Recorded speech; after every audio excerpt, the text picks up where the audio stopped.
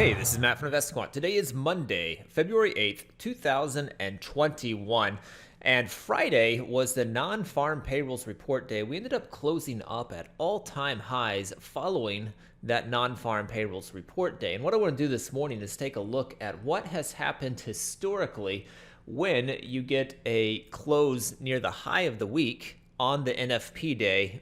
What happens that following Monday? So let me set this up in Discover and we will find out. I'm going to be using all four instruments. The setup is going to be based upon getting long at the open, which is 9:30 a.m. Eastern time. The exit is set to the close of regular trading hours, which is 4:15 p.m. Eastern time. Now currently all of the markets are trading higher, so I'm going to go into the opening filters and say that we are gapping up this morning, and that just means that the opening price is above the prior day closing price. Next, I'm going to go into price patterns, and I'm going to add this piece of information around the Friday non-farm payrolls day closing near the highs of the week.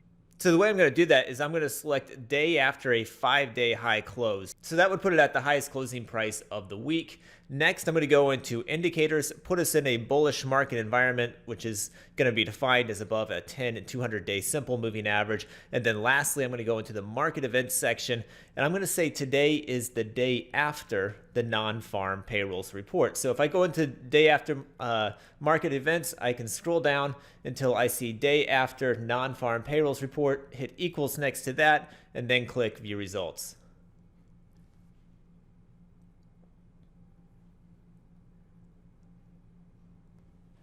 And here we go. These are the results of going long at the open, exiting at the close of regular trading hours when you are gapping up following a close at the high of the week on non-farm payrolls report day. This has taken place above a 10 and 200-day simple moving average.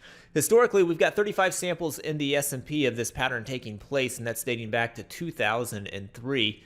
We've got 38 samples in the NASDAQ, 38 in the Dow, and 34 in the Russell. If we take a look at the win rates on these, which is telling you what percent of them have closed above their opening print for the day and resulted in what would be a green daily candlestick, you can see the S&P is pretty neutral. In fact, it's the only one that is neutral here, coming in at 49%.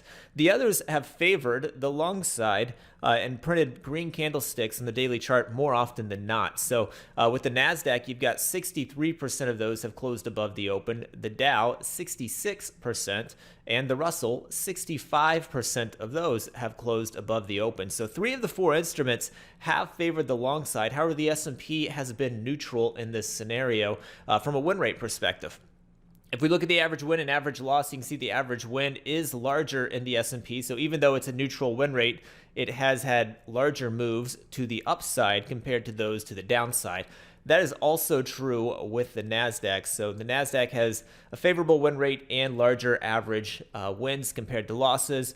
The Dow, a little bit larger average win compared to the loss, and the Russell, a larger average win compared to the loss. So all of them have had larger moves to the upside compared to the moves to the downside, and 3 out of 4 of them have favored the upside historically on this day as far as win rates go, S&P being the one exception there. So hopefully you found that helpful. Good luck today, and we will see you next time.